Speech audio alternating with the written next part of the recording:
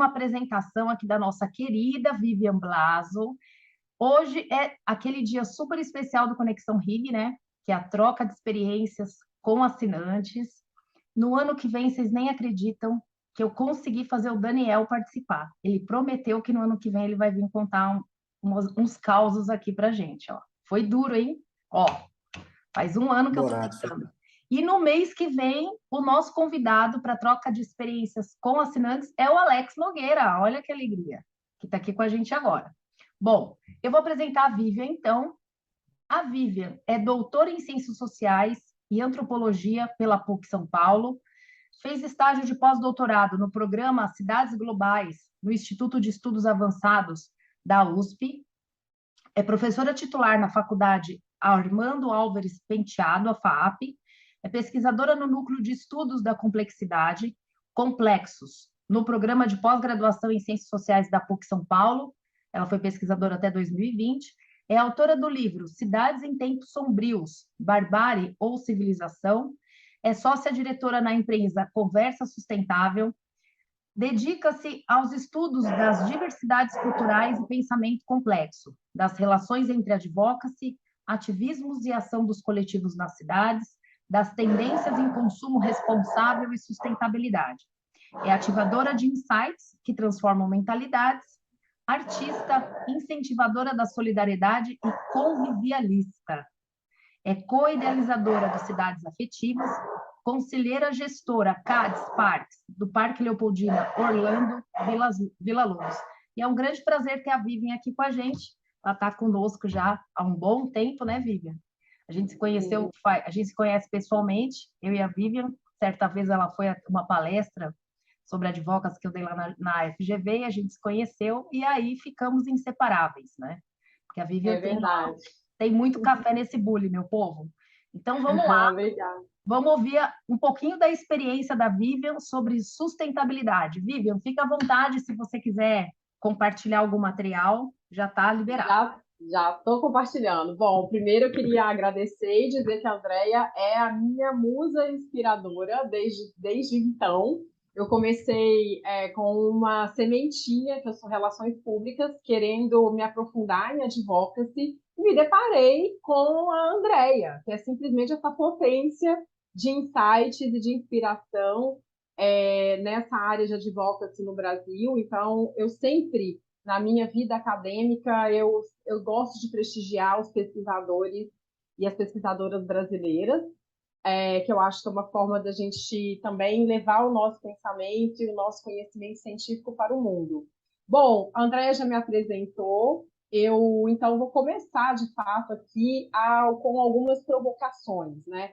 Primeiro, para dizer que esse meu encontro que está relacionado a essa questão do advocacy e do ativismo, ele é muito visceral. Eu sou de Belo Horizonte, mineira, e lá em Belo Horizonte, nas minhas ativações relacionadas à causa ambiental, eu ajudei na construção do primeiro código de postura da cidade de Belo Horizonte, que era justamente para a gente tentar conter o avanço em função de toda a expansão também do setor imobiliário, dos outdoors, né? Então era tudo muito desorganizado, muito bagunçado. Então a gente começou com algumas campanhas naquela época.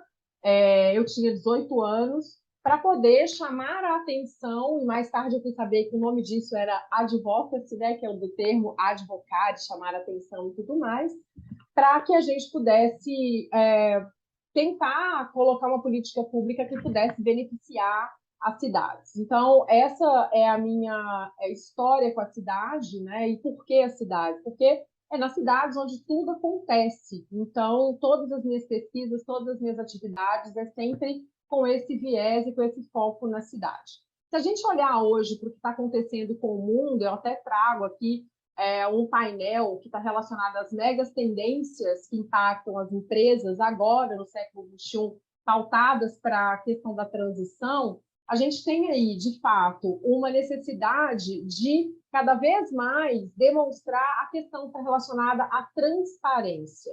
E essa transparência, do ponto de vista da comunicação, do ponto de vista do advocacy, do compliance, nunca esteve tão relevante e nunca foi tão importante na ordem do dia. Não é à toa que as boutiques de comunicação, as agências de comunicação estão com uma demanda gigantesca por profissionais e por demanda de empresas que deem conta de fazer com que essa comunicação, ela de fato tenha essa convergência que as marcas elas estão almejando. Também há uma coisa curiosa na sociedade contemporânea, neste momento que a gente está vivendo, que as organizações, pela primeira vez, elas têm aí 4 gerações, 5 gerações com mindsets completamente diferentes, trabalhando simultaneamente em um mesmo projeto. Isso tem um impacto significativo na forma como a gente vai lidar com essas questões que são contemporâneas, essas questões que são da complexidade. Há também, eu gosto bastante daquela revista, dos artigos, né, que saíam ali da revista Harvard Business Review. Eu fazia o acompanhamento dessa revista, porque ela sempre trazia insights relacionados a, por exemplo, o protagonismo dos acionistas ativistas. E quando eu dei um Google para fazer uma pesquisa a respeito de quem eram esses protagonistas ativistas que são acionistas das empresas, eu descobri o fio do bigode de onde começou a história do ESG, ou seja, todo esse protagonismo que está relacionado à reputação da marca, à governança, a esse impacto que vem de encontro ao ESG hoje, vem desse protagonismo de alguns acionistas que já acreditavam que se eles comprassem ações de marcas, de empresas que não tinham lá tanto a sua performance desejada em relação aos aspectos, à época ainda de responsabilidade socioambiental, essas marcas, eles acreditavam que eles poderiam fazer a mudança, que eles poderiam, dentro da organização, dentro do poder de influência deles, provocar algumas disrupções e algumas transformações. Bom, dando um salto, então, para esse mundo hoje relacionado à questão do ESG, eu sempre costumo olhar todas as coisas que eu pesquiso com a chave das tendências, né? Isso tem muito a ver com o método de pesquisa que a gente utiliza também nas ciências sociais, que é a etnografia, né? O que era o ato de etnografar? É você viver com aquele grupo, com aquela sociedade, imerso naquele calor daquele acontecimento, observar aqueles fenômenos e depois correlacionar, né? Então, isso também é uma marca do pensamento complexo. Então, só para fazer um review aqui, o que são tendências? As tendências, elas estão sempre apontando direções de mudanças, tá?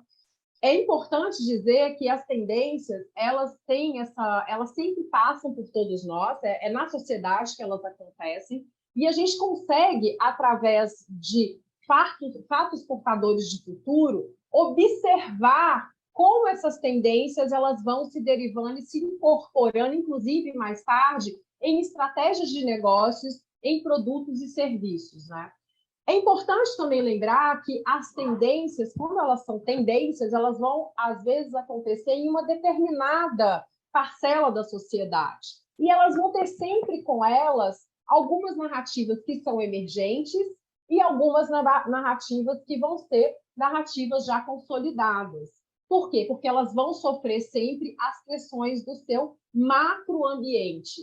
Daí a gente tem toda essa derivação dos novos valores sociais. Que novos valores sociais são esses? Se a gente está falando aqui de uma chave hoje, ESG, a gente está falando também da sustentabilidade que foi se consolidando como um novo valor para a sociedade. Então, essas tendências, elas vão ajudando a despertar novas consciências. E essas novas consciências a gente pode começar a observar nessas manifestações, ou seja, em quais grupos elas estão acontecendo, quais são essas manifestações, como é que essas tendências vão se derivando para aspectos que a gente vai acabando incorporando na nossa vida cotidiana.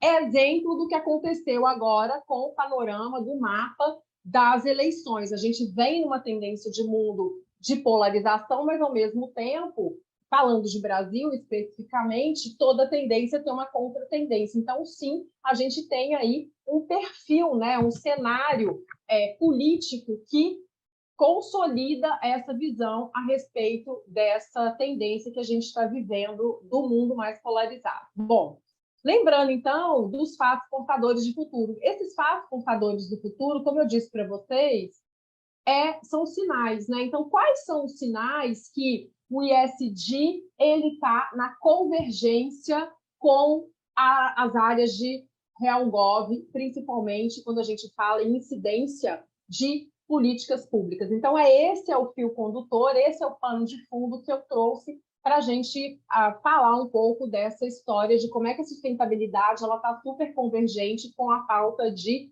RIG. Não tem como descolar mais, já fizeram um casamento, tá? Então, a gente está falando de projeções de cenários, projeções econômicas, a gente está falando da decodificação das produções de sentidos que aqueles fatos querem dizer.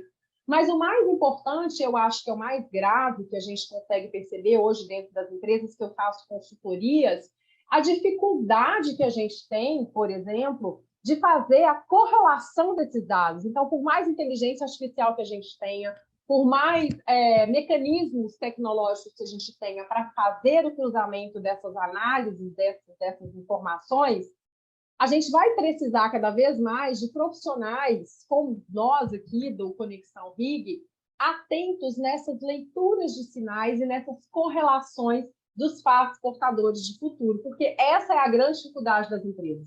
Não que as empresas não tenham as mentes também tão brilhantes quanto as nossas, não é isso, pelo amor de Deus.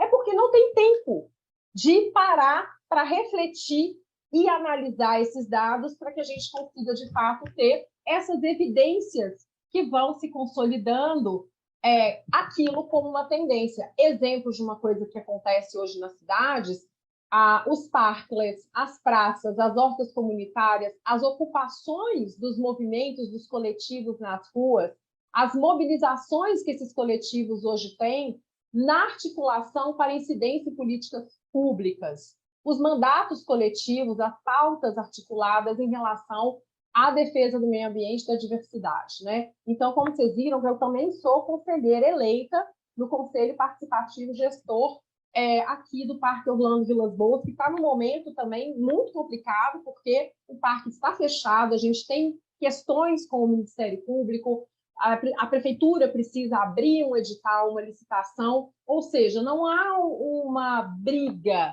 não há uma dicotomia, pelo contrário, a Secretaria do Verde, o município, ele vem, através dos conselheiros, e junto com uma triangulação com as pesquisas que a gente realiza na USP, lá nas Cidades Globais, uma conversa com evidência científica, que é uma coisa que eu aprendi com a Andrea, né, nessa trajetória toda do advocacy, o quanto a evidência científica ela é importante para que a gente possa conduzir processos para que a gente tenha políticas públicas qualitativas, e aí estou falando especificamente no caso das cidades, tá? Porque é isso que a gente faz. Mas para fazer isso, gente, isso demanda uma energia, isso demanda uma estratégia que também aprendi lá na minha vivência com a RAC, que a Andrea fez uma capacitação maravilhosa, que é a comunicação com o pilar de advocacy, né? Então, assim, o que é essa capacitação como pilar de advocacy? É isso. Sem comunicação hoje, a área de RIG não faz advocacy, né?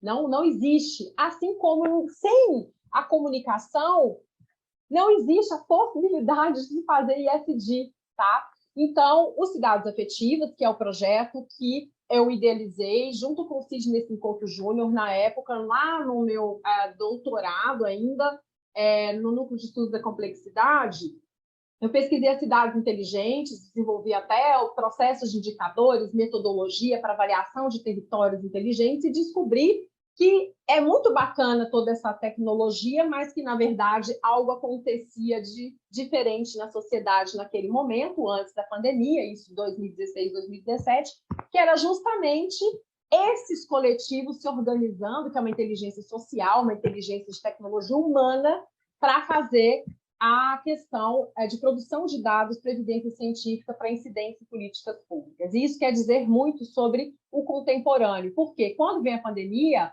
ela só acelerou esses processos de transformação em curso na sociedade. Então, agora, em 2021, quando ele veio para o evento da XP, eu acho que uma das falas mais importantes que ele trouxe foi essa: a revolução da sustentabilidade, ela terá a mesma escala e impacto econômico de revoluções industriais, mas vai acontecer com a velocidade da revolução digital. E vai acontecer mesmo, não tem volta.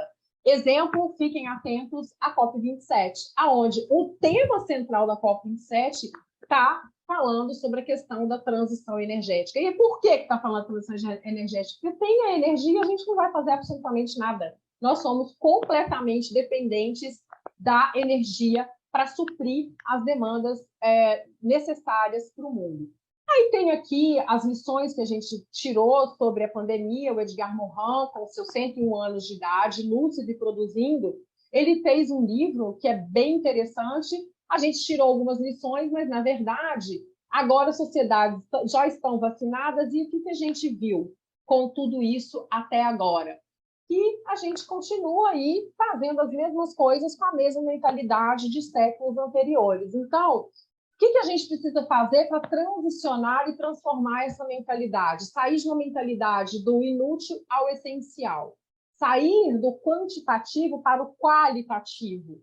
Sair do descartável para o durável. Sair do competitivo para o cooperativo. Sair do individualismo para o convivialismo. E sair do utilitarismo à fruição. Então, a gente já tem os fatos contadores de futuro, a gente já tem as evidências. Eu trouxe algumas evidências para vocês. Por exemplo, a transição econômica global, que é inevitável. O fato de a gente ter tido um Green New Deal lá na Europa e se funcionando coisas também no Brasil, faz com que a gente tenha um olhar diferenciado para a questão ambiental. Não é à toa que não é discurso de ecochato nem de ambientalista, a gente está falando aqui de negócios, né? O porquê é importante a gente olhar para a questão ambiental? Simplesmente porque tem um indicador, no mínimo lá, por exemplo, na B3, na Bolsa de Valores, que vai cobrar se eu estou extraindo madeira ou qualquer outro recurso natural e como é que eu estou fazendo o meu histórico de compensação, de mitigação e todas as outras questões que têm que ser vistas do ponto de vista da questão ambiental, tá? A transição energética, que a gente já está vendo aí, não tem mais o que fazer. Eu até recebi um ex-aluno meu esses dias, ele é da AB Eólica, né, da Associação Brasileira de Energia Eólica, que tem um trabalho de lobby, de advocacy maravilhoso, e a questão das energias renováveis, né? Então, assim, o Brasil hoje no mundo está super bem colocado. É o sexto maior produtor de energia eólica, né? E o que isso quer dizer? Quer dizer muita coisa. Significa que a gente tem um parque eólico, por exemplo, gigantesco, ainda em curso para ser demandado e ser explorado, né? Então, se eu falei que a transição energética ela tem que acontecer aí agora, quem está a fim de fazer uma mudança de carreira ou apostar em investimentos, olhem para as renováveis, para as energias renováveis.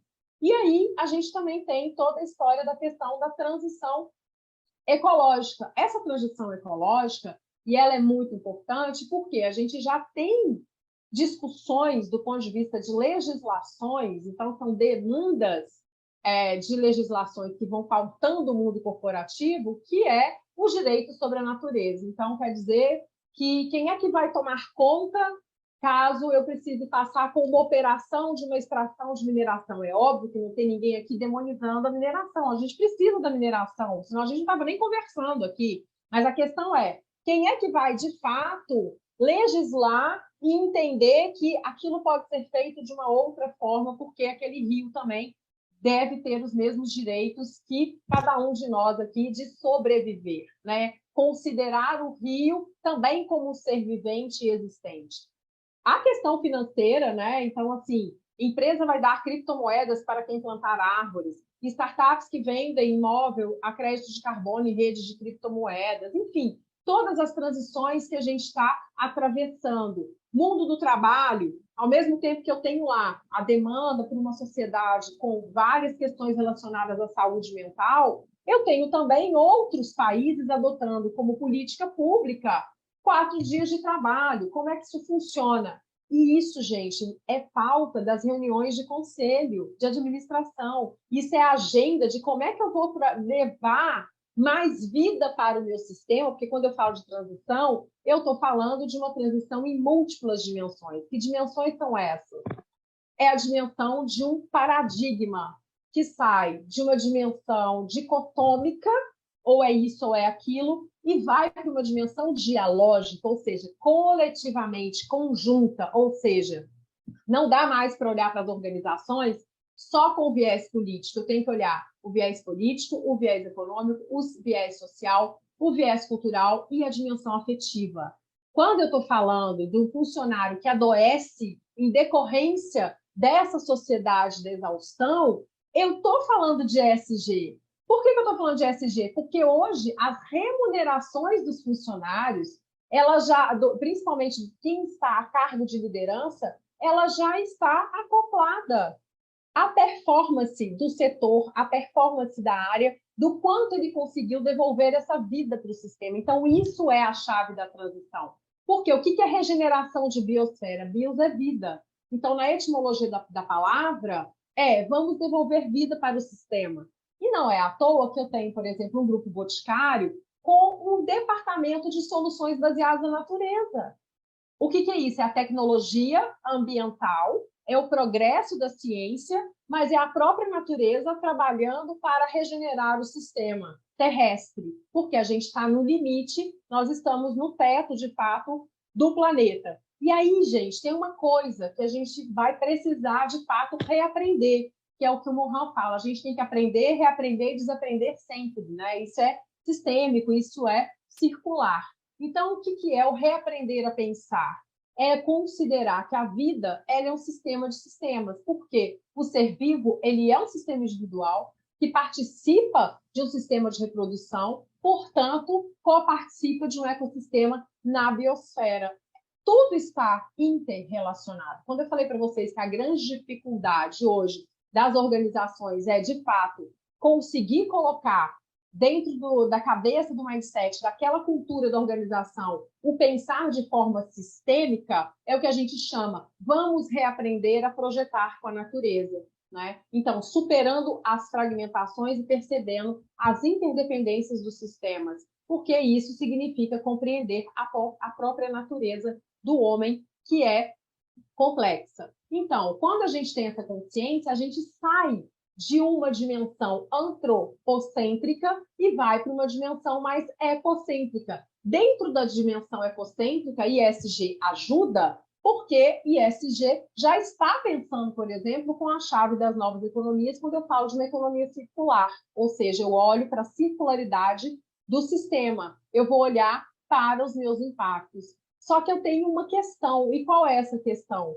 É exatamente as mudanças exponenciais, porque elas são muito aceleradas e o nosso cérebro não dá conta de processar cognitivamente a quantidade de acessos de dados, de informação e de transformações. Então, esse é um grande dilema. Mas o que isso quer dizer? Que muitas vezes a gente chegou num ponto de inflexão porque a gente percebe essa mudança, talvez de forma tardia, que é exatamente o que acontece com a maior parte das organizações em todo o mundo. Então, né, o Morin tem até um outro livro que ele fala: o mundo não tem mais tempo a perder, e é exatamente isso. Até quando a gente vai para uma COP27 ainda falando da necessidade de transição energética? Isso já deveria estar sendo discutido antes, a gente já devia estar com um plano global para que isso fosse transicionado, né? E aí a gente, na conversa sustentável, a gente desenvolve um conceito que é transsustentabilidade. Ou seja, a primeira pergunta que a gente faz, e aí fazendo uma crítica ao ISG, é muito bacana, tem indicador, tem performance, ajuda a melhorar, mas ela é sustentável, né? A sustentabilidade, como a gente conhece, ela já não é mais suficiente para dar conta de todos esses dilemas e todas essas questões. Então, pensar a sustentabilidade, antes de tudo, pensar o que nós queremos sustentar. Nós queremos sustentar um sistema que já está adoecido, mas também vale perguntar da nossa vida, né? O nosso individual para o nosso coletivo. Então, pensar na transsustentabilidade com o design regenerativo é olhar para a reconciliação da cidade com os rios, reconciliação da cidade com seus parques, reconciliação da indústria de mineração com os povos originários, é restaurar, não tem ninguém aqui falando de só coisas boazinhas e positividade tóxica, pelo amor de Deus. Mas é que já existem tecnologias e sistemas onde a gente pode olhar com uma participação maior da natureza, onde a gente pode reintegrar as partes que foram desintegradas da natureza, onde a gente pode olhar, assim como, por exemplo, a Natura e Boticário, que são os exemplos mais próximos que eu tenho, de como eles podem hoje fazer de uma maneira diferente a restauração das florestas e da própria biodiversidade, né? É olhar para aquilo que a gente olha, que seria um hábito convencional de compliance, que é só fazer a coisa certa, mas é ir um pouco além do que está apenas previsto nas leis. E por que tudo isso é importante? Porque a gente é um país rico, mas infelizmente a gente está com o nosso bioma degradado, né? Então, assim, em um novo mapa do mundo, no qual a natureza tem valor central, a bacia amazônica poderá se tornar um polo tecnológico de produção e gerenciamento da vida. E aí, o que acontece? Tem caminhos para que isso aconteça. A gente tem organizações evolutivas, a gente tem o próprio ISG, que já é uma... Vamos pegar assim, pegou a bola e quase foi para o gol. Está quase lá, mas ainda falta muita coisa. Temos economia circular, temos economia Donut, ou seja, nós temos ferramentas disponíveis para que essa transição aconteça, tá? Então, tem até um livro também, que é um livro Design de Culturas Regenerativas, do Christian Val. Eu até utilizo ele para as minhas alunas, eu dou toda uma história de ESG na minha aula de governança e, no final, elas têm que projetar a partir do design regenerativo, ou seja, eu posso, sim, olhar o que seria esse mundo em crise, como que essa transição é turbulenta, mas como é que eu consigo esse outro horizonte de um mundo viável. E eu consigo, olhando para esse horizonte de mundo viável, quando eu olho para as culturas regenerativas, ou seja, aquelas que, ao invés de degradar, a visão ecocêntrica, ela coloca de novo em circularidade a questão dos sistemas. Quais são essas tendências, né? Então, eu tenho aqui, por exemplo, hoje já temos como mensurar o impacto da ação humana sobre o ambiente. A ONU cria um IDH que considera as emissões e a pegada ambiental. Eu tenho o próprio protocolo da economia Donut, das organizações, da Kate Raworth, que veio para o Brasil, ela foi trazida pelo Instituto Ethos, né? O livro é maravilhoso, ou seja, o que é o estágio 1? É não fazer nada. A sustentabilidade é vista apenas como um status dispensável. 2, fazer o que compensa, que é adotar medidas ecoeficientes que gerem certificações. A gente vê selo B, sistemas de certificação, indicadores de cidade, tudo isso é maravilhoso, mas é só fazer aquilo que compensa. Fazer a parte que nos cabe, que, por exemplo, adotar a Agenda 2030, os ODS da ONU. 30 está aí, né, gente? Ou não provocar danos, que é conceber os produtos e serviços que tenham impacto zero. Mas eu também posso ter uma meta de querer ser uma organização generosa. O que é uma organização generosa? No lugar de explorar e exaurir os sistemas vivos, que é o que a gente faz, é até a exaustão, uma organização generosa reabastece com mais vida. Então, assim, quando uma empresa, na prática do ESG, ela adota mindfulness para o funcionário, ou alguma coisa que beneficie o bem-estar do funcionário, ou adota que o funcionário vai trabalhar, de fato, 4 dias da semana, sem cobrá-lo excessivamente os outros dias, eu estou atuando para que eu tenha uma sociedade mais generosa. E, com isso, uma sociedade mais afetiva. Mas, para fazer tudo isso, é necessária a metamorfose, né? E aí eu tenho, então, aqui um pedacinho do que eu estudei no meu pós-doc. No final, eu fiz uma conclusão. À época, foi um movimento anunciado da Moja Cohen, da Gisele Bündchen e da Anitta ocuparem estruturas de governança das empresas, na Ambipar, na Ambev, no Nubank, e me chamou a atenção, primeiro, porque eram mulheres, segundo, porque era uma estrutura de governança, e eu fui fazendo a interpretação e a leitura desse espaço, o que isso quer dizer. Então, um movimento, né? Um movimento que, curioso, acontecendo simultaneamente na distância de 2 a 3 meses do ano passado. E um aspecto, então, a ser considerado é que, na dimensão da governança corporativa, ou ESG, é onde são definidas a missão, visão e valores da organização. Até trouxe para vocês aqui, né? Isso não é novo para ninguém, mas só para a gente relembrar o que é uma estrutura de governança básica. Então, a gente tem lá uma estrutura societária, a governança corporativa com auditoria independente, conselho de administração, conselho fiscal, e eu tenho uma estrutura de gestão.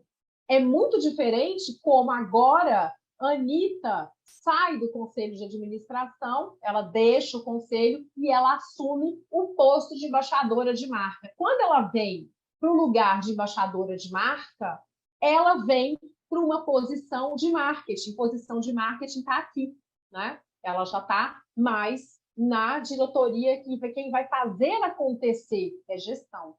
Então, isso muda mesmo. Agora, interessante porque no anúncio de Nubank, nas matérias de Anitta, ela disse, eu já cumpri o meu papel, eu já reestruturei e disse o que queria a respeito da parte do ISG do Nubank. Né? Então, ou seja, isso é uma questão muito importante. Então, não são posições operacionais executivas como a de marketing já experimentada por Anitta em outro lugar que foi a Ambev. No desenvolvimento de produtos, trata-se de aspectos relacionados aos objetivos do negócio, a razão de ser dos valores aos quais intencionam serem reconhecidas e admiradas pelos respectivos públicos. E, com isso, o papel dessas mulheres influenciadoras é o de aproximar e comunicar valores com os demais stakeholders da organização e também de assumirem publicamente o compromisso dessas marcas com os valores que corroboram. Por isso, vai além da perspectiva tradicional do marketing como influenciadores. É uma decisão política, né? Aliás, aqui a gente considera tudo como um ato político, né? Mesmo que a empresa fale que ela não vai levantar uma bandeira, tudo é político, né? Então, é importante dizer. Tem uma matéria também que eu dei uma lida a respeito lá no site da GV, né? O ESG, Mulheres fazem a diferença na performance da agenda sustentável. Considerando que mulheres ocupam a média 11,5% dos assentos em conselhos de administração, empresas brasileiras de capital aberto contra 20,6% de média mundial, é importante entender como a presença das mulheres na liderança pode beneficiar os resultados de ESG nas empresas. E elas estão atrás disso mesmo. Eu mesma fiz uma ligação para a Andréia um tempo atrás, indicando ela para ocupar uma posição dessa de conselheira de um grande grupo importante, né, para o Brasil, porque a Andréia também é uma pessoa importante. Então, e manda muito bem, conhece muito bem esse assunto. Vivian, ninguém me ligou, não, eu fiquei esperando. Não, mas você está no nome deles, fica tranquila que você está no plano. Esse é o meu sonho, dominar o mundo. Eu já tenho notícias que seu nome está lá, viu? Porque geralmente quando a gente entra, a gente vai fazendo, né, essas indicações, a gente assina contratos de confidencialidade, mas para você e para os assinantes eu posso contar que você está lá, lindamente indicada com seu currículo e tudo. Muito bom. Essa foi a melhor notícia do dia. Obrigada. Com certeza. Acho que eles estão esperando o cenário político se desenrolar, né? É bem isso. Bom, então, gente, tem esse outro livro também que a Andréia, na época, também tinha me indicado, né, da Aberge, Lobby Digital. Como o cidadão conectado influencia as decisões de governo e empresas. Esse livro é ótimo. Então, eu correlacionei esses insights. Vivian, posso fazer só uma parte? Pode. O autor desse livro, Renan Aron, esteve conosco aqui no Conexão Rig.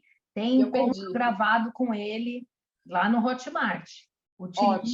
Utilizem mais o Hotmart, queridos. Tem uma imensidão. A gente tem mais de 80 encontros gravados já. Excelente, porque assim, esse livro mudou minha vida, porque tudo que eu estava pensando no final do pós-doc, na USP, estava escrito nesse livro e um outro lá que a Andréia tinha me indicado, que eu já não lembro qual, da minha biblioteca, e daí eu achei isso maravilhoso, porque me gerou esse insight. Então, assim, hoje a sociedade espera que as empresas usem sua força econômica e política para produzir mudança. É aqui que Rig cola com a ESG. Por quê? Não é mais assim um tema central. Isso tem a ver com materialidade, isso tem a ver com questões relacionadas à reputação, isso tem a ver com valoração do branding da marca, na bolsa de valores, na percepção dos seus stakeholders. E lembra que eu falei lá do acionista ativista? Eu adoro. Então, esses acionistas ativistas estão olhando aqui, ó, para as marcas que estão além né, só do compliance, que é fazer as coisas certas. Aliás, já está bom também, né, gente? Vamos combinar. Porque se já fizerem só fizer o que está certo, não tem corrupção, já é muito bom, né? Já está entregando valor para a sociedade. Mas a gente está falando de Larry Fink mudou a percepção de valor de mercado, né? A gente pode dizer isso com a carta que ele fez, né, do BlackRock, e isso é que fez com que hoje a gente tenha um novo valor, que não é mais aquele valor de sustentabilidade do ato de sustentar que a gente aprendeu, né, da época até da Rio mais 20 que a gente teve aqui no Brasil. Hoje já é uma outra sustentabilidade, hoje é uma outra dimensão, porque a gente está vivendo num mundo extremamente complexo, né? Então, quais são? Aí tem uma outra pesquisa maravilhosa, que é da Edelman Baroma Trust, que eu acho que muitos de vocês devem conhecer e acompanhar, porque é uma fonte excelente de mapeamento de índices de confiança mundial e também do cenário brasileiro das pessoas em relação às marcas. E, assim, é muito interessante porque lá nesse índice, por exemplo, assim, a gente acredita mais nas marcas do que no governo. A gente acredita mais nas marcas do que nas pessoas, na capacidade, na capilaridade de resolver problemas, que são esses problemas todos que a gente está vivendo, né? Então, assim, a pressão, aquele mapa que eu abro para vocês, das mega tendências que influenciam o pensamento vigente das empresas, das organizações, né, do século XXI, corrobora com toda essa informação, porque as empresas ainda são as mais confiáveis. 65% dos brasileiros confiam em empresas e 60% nas ONGs. Mídia, 48%, e 40% permanece no patamar da desconfiança em relação ao governo. Ou seja, no que essas pessoas estão acreditando? Por exemplo, as empresas, em maio, justiça racial, posicionar-se em relação à justiça racial é visto como obrigação moral e social das marcas.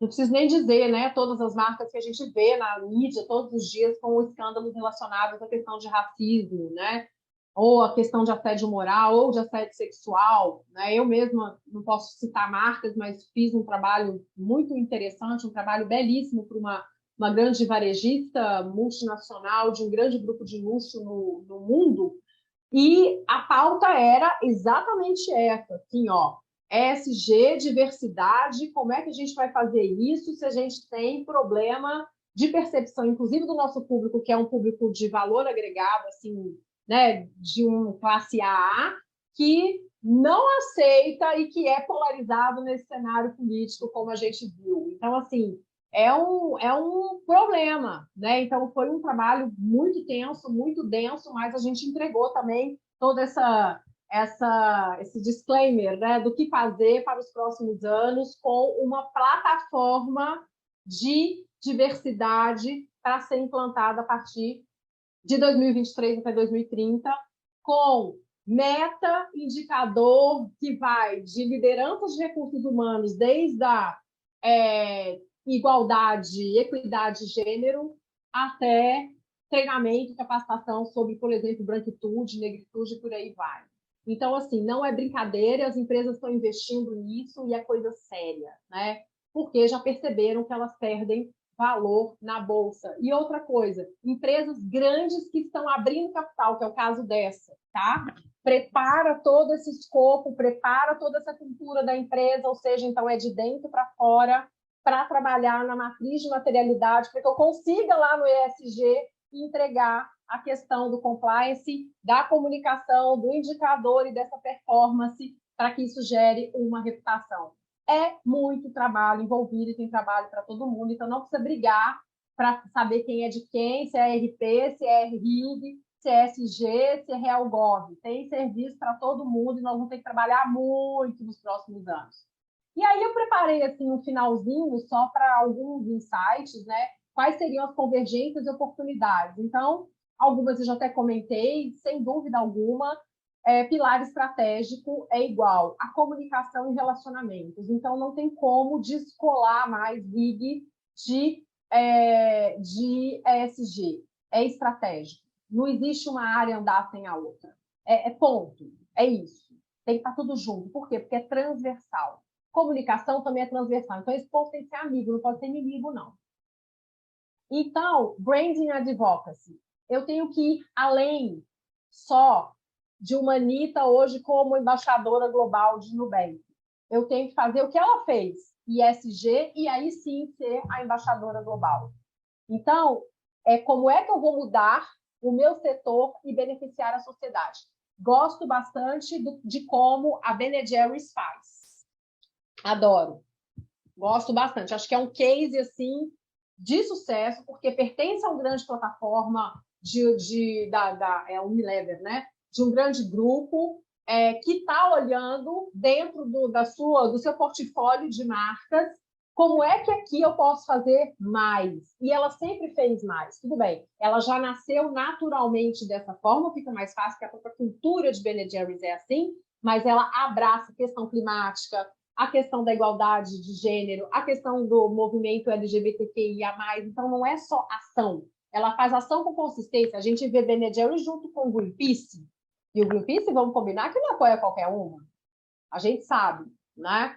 Então, essa é um alavancador de oportunidades. Eu também tenho sido consultada em algumas marcas, ainda com medo, receosas, procurando como é que faz para fazer uma incidência em políticas públicas, mas assim, sem só olhar para o próprio bolso, mas com essa contrapartida social, muito preocupadas com a dimensão social, que é a dimensão comunitária. Eu estou impactando, mas eu queria fazer de uma outra forma, e não mais como eu faço hoje, tá? Então, isso é o impulsionador para essa transição ecológica. E, sem dúvida alguma, a gente sabe, tem um livro do Edgar Morin que chama Método 6, que é sobre a ética, e ele finaliza o livro falando da nossa autorresponsabilidade, ou seja, cuidar da saúde mental virou um problema de saúde pública mundial. Então, significa dizer que eu preciso cuidar de mim para que eu possa cuidar dos outros, ou seja, a ética de mim e dos outros. Então, vai ser sempre do individual para o coletivo. Não tem como mais. Então, quando a marca vai trabalhar 4 dias da semana e dispensar o funcionário, quando no dia do aniversário, algumas já fazem isso, você não precisa trabalhar, você tira o seu dia de folga para você viajar e etc., tudo isso faz parte dessas estratégias atreladas, inclusive, a como essa empresa está performando, né? E mais uma coisa que também, como eu falei, atenção, é tendência, não vai acontecer. Quanto mais globalização, também menos globalização, como eu tenho a história da contra-tendência. Então, assim, vai ser cada vez mais, sim, do local para o global e do global para o local. Por quê? Porque, gente, vamos combinar? O negócio está tenso, né? A gente empobreceu. Se a gente falar aqui de Brasil e a gente falar mundialmente do que acontece no mundo, a gente precisa dar conta de como é que a gente, no mínimo, vai dar essa suprimentos necessários, que é água e saúde e educação, para toda a nossa população mundial. Como saber mais sobre todos esses assuntos que eu apenas pincelei? Gran Finale aí, ó, Alex, para você ficar feliz, baixar o e-book gratuito, guia para a transição socioecológica lá no site do Conversa Sustentável, está disponível. André, se você quiser, eu te mando também essa apresentação para você colocar lá na Teremos, nossa com linda... certeza, material aqui para gente, o e-book também, que legal. Ó, já baixei o meu, ó, tá aqui já no meu celular. Muito bom. E eu acho que vocês vão gostar bastante, porque tem lá os passos de como que a gente pode fazer e começar já a sair de uma sociedade para assim como a gente está hoje, de uma sociedade mais generosa, né? Então, vamos, porque é possível. E fazendo um merchan, tem um outro livro que eu gostaria de colocar para vocês, que é esse aqui. Vocês já estão vendo a minha tela? Estamos vendo Não? a mesma ainda. A mesma? É, Então, peraí, deixa eu fazer o Code. seguinte. Eu vou colocar no chat um link de uma outra tela. Deixa eu fazer o seguinte, interromper, né? Às vezes precisa interromper. Stop share. E eu vou mostrar para vocês um outro que a gente fez na USP com o professor Pedro Jacob. Foram alguns artigos de vários cientistas sobre diversos temas, como a pandemia impactou naquele momento. Então, tem todas as ilustrações eu fiz, que eu também sou artista, com pigmentação natural. E esse livro é muito interessante para que a gente tenha insights sobre a questão da dimensão ecológica que a gente está falando, né? O download também é gratuito, divulguem. E eu acho que vocês vão gostar bastante desse livro. Então, são encontros que a gente fez, né, sobre esses diversos temas que nos atravessaram. Sem dúvida alguma, as nossas pesquisas todas foram completamente modificadas nesse momento, né, da pandemia. E é essa historinha que cada um, através desses ensaios, a gente contou e eu tive a honra. Aliás, eu adorei fazer isso, eu amo fazer ilustração científica. Né, sobre esses temas ambientais, porque eu trabalho em defesa dos direitos à natureza, enfim, a arte ela é mais uma manifestação, uma forma de comunicação para o que a gente está precisando agora da transformação do mundo. É isso, obrigada.